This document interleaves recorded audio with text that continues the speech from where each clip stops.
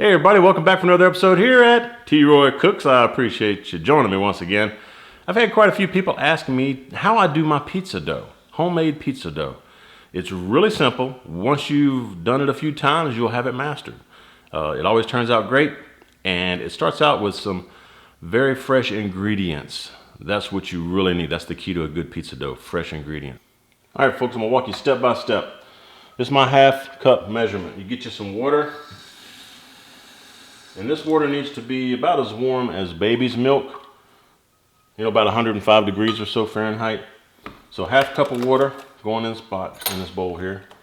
I've got 2 1/4 teaspoons of yeast, dry active yeast. And sugar. You gotta have some sugar in there with your yeast. That way your yeast have something to chew on, to eat. You know, they're alive. Okay? So now what you do, you get this and you stir this yeast, make sure it gets all mixed in with the water there. Make sure there's no clumps of it.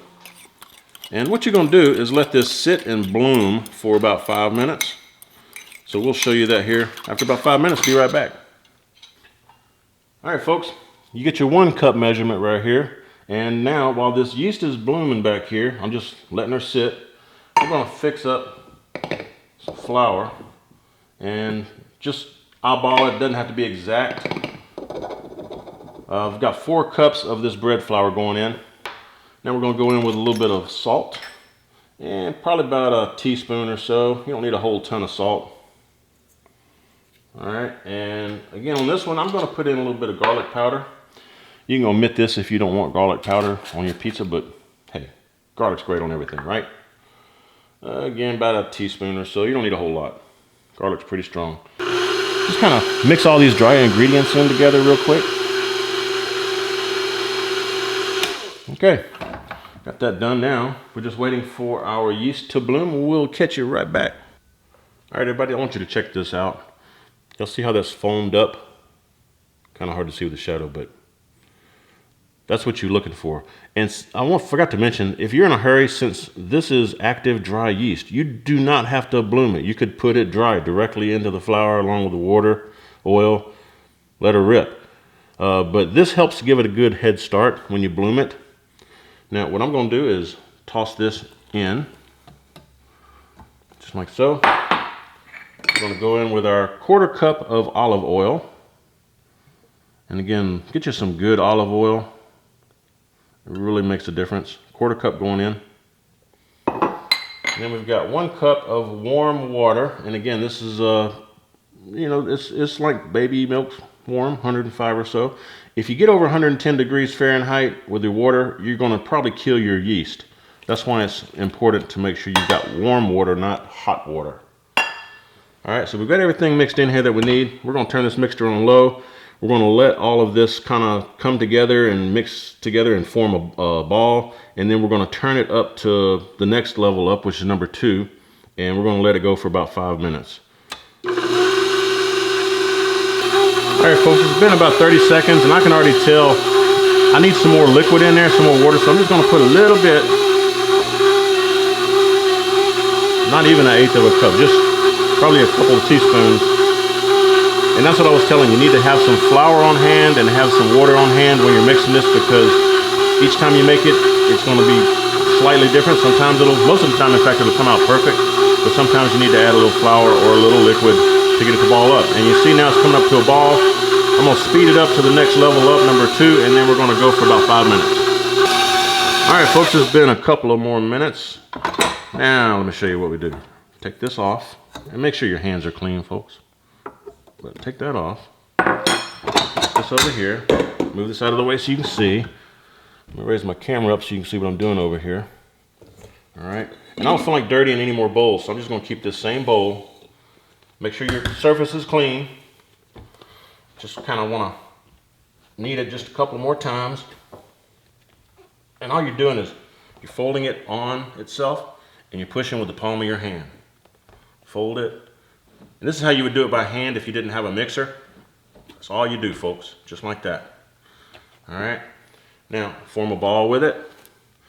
Just kind of fold it around the edges like that until you get a nice ball.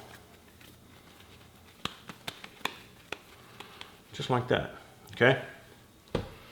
This bowl, you can put some olive oil in there. I like to go the easy route. I just use a little bit of olive oil spray. Spray the inside of my bowl real good. Pop that in there. Make sure you spray that so it doesn't form a skin. And put you a dishcloth on top. You can damp the dishcloth. This one is a little bit damp.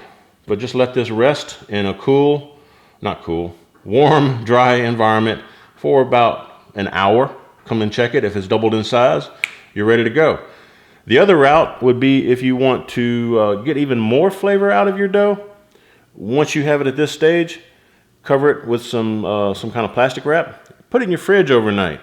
And that yeast will develop such tremendous flavor in the dough. You just will not be, you won't believe it. But if you're in a hurry, like most of us are on a weeknight, this will work. Let it rise once, and we'll come back and I'll show you the next step.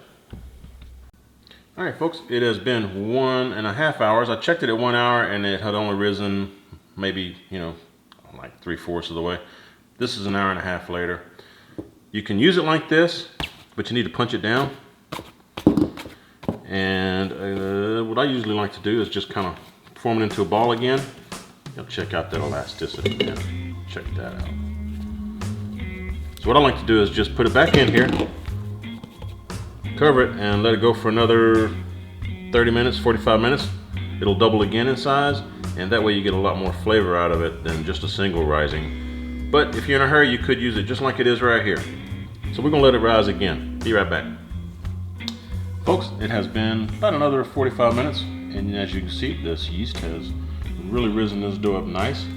So this was the second rising. We're gonna punch it back down once again. We got some bread flour hanging out down here.